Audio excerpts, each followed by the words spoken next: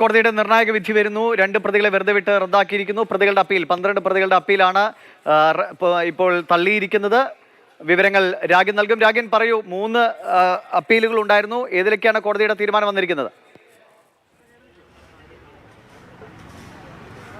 പ്രതികൾക്ക് ഇപ്പോൾ തിരിച്ചടിയാണ് ഉണ്ടായിരിക്കുന്നത്. പ്രതികളുടെ അപ്പീൽ ഹൈക്കോടതി തള്ളിയിരിക്കുകയാണ്. അതായത് പ്രധാനമായും തങ്ങളെ വെറുതെ വിടണം, തങ്ങളുടെ ശിക്ഷ റദ്ദാക്കണമെന്നാവശ്യപ്പെട്ടുകൊണ്ടാണ് പ്രതികൾ നേരത്തെ ഹൈക്കോടതിയെ സമീപിച്ചത്. പ്രതികൾക്ക് പരമാവധി ശിക്ഷ നൽകണമെന്ന് സർക്കാരും ആവശ്യപ്പെട്ടിരുന്നു. പ്രതികളുടെ ശിക്ഷ, വിചാരണ കോടതി വിധിച്ച ശിക്ഷ ഇപ്പോൾ ശരിവച്ചിരിക്കുകയാണ്. ഇതാണ് ഇപ്പോൾ ഏറ്റവും പ്രധാനമായും പറയേണ്ടത്. അതായത് പ്രതികൾക്ക് തിരിച്ചടി ഉണ്ടായിരിക്കുന്നു. ഇതോടൊപ്പം തന്നെ കെ രമ നൽകിയ ഒരു പെറ്റീഷനുണ്ട്. അതിൽ പ്രതികളെ ഉൾപ്പെടുത്തണം. അതായത് 24 പേരെ, പി മോഹനടക്കമുള്ള 24 പേരെ വെറുതെ വിട്ടിരുന്നു. അതിൽ ഉൾപ്പെടുത്തണമെന്ന് ആവശ്യപ്പെട്ടുകൊണ്ടാണ് കെ രമ ഹൈക്കോടതിയെ സമീപിച്ചത്. ഇതിൽ കൂടുതൽ അപ്ഡേറ്റ്സ് വരുന്നുണ്ട്. അതായത് ഇതിൽ വെറുതെ വിട്ട ചില പ്രതികളെ കോടതി ഉൾപ്പെടുത്തുന്നു എന്നതാണ് ഇപ്പോൾ മനസ്സിലാക്കാൻ കഴിയുന്നത്. അത് ആരൊക്കെ എന്നത് സംബന്ധിച്ചുള്ള കൂടുതൽ വിശദാംശങ്ങൾ ലഭ്യമാകേണ്ടതുണ്ട്. എന്തായാലും പ്രതികൾ മുന്നോട്ട് വെച്ച അപ്പീൽ, അതിൽ 10 പേരുടെ ശിക്ഷ ഇപ്പോൾ കോടതി ശരിവച്ചിരിക്കുകയാണ്.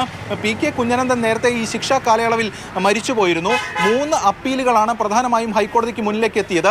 അന്ന് വിചാരണ കോടതി 12 പേരെയാണ് ജീവപര്യന്തം കഠിന തടവിന് ശിക്ഷിച്ചത്.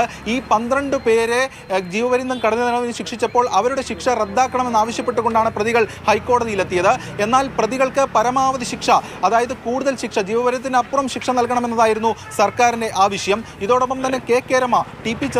ചന്ദ്രശേഖരൻ്റെ ഭാര്യ കെ രമയും ഹൈക്കോടതിയിൽ എത്തിയിരുന്നു.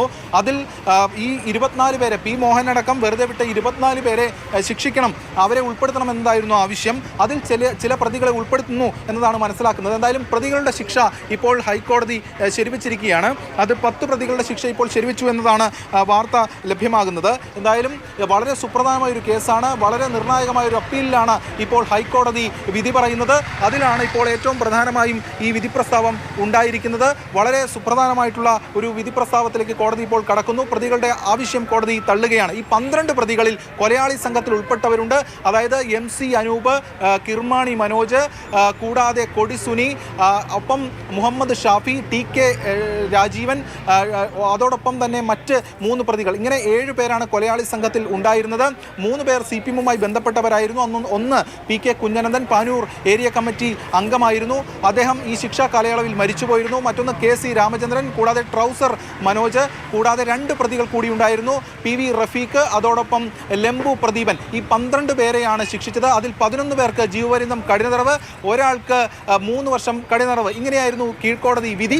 24 പേരെ വെറുതെ വിട്ടു. പി മോഹനടക്കം ഇപ്പോൾ CPM-ന്റെ ഒന്നുകൂടി ഒരു ക്ലാരിറ്റിക്ക് വേണ്ടിയിട്ടാണ്. ഇപ്പോൾ 12 പ്രതികളാണല്ലോ ശിക്ഷാവിധിക്കെതിരെ അപ്പീൽ നൽകിയത്. അതിൽ ശിക്ഷ ശരിവെക്കുമ്പോൾ 2 പ്രതികളെ വെറുതെ വിട്ട് റദ്ദാക്കിയിട്ടുണ്ടല്ലോ. അത് കൃത്യമായി ഏതൊക്കെ പ്രതികളാണ്?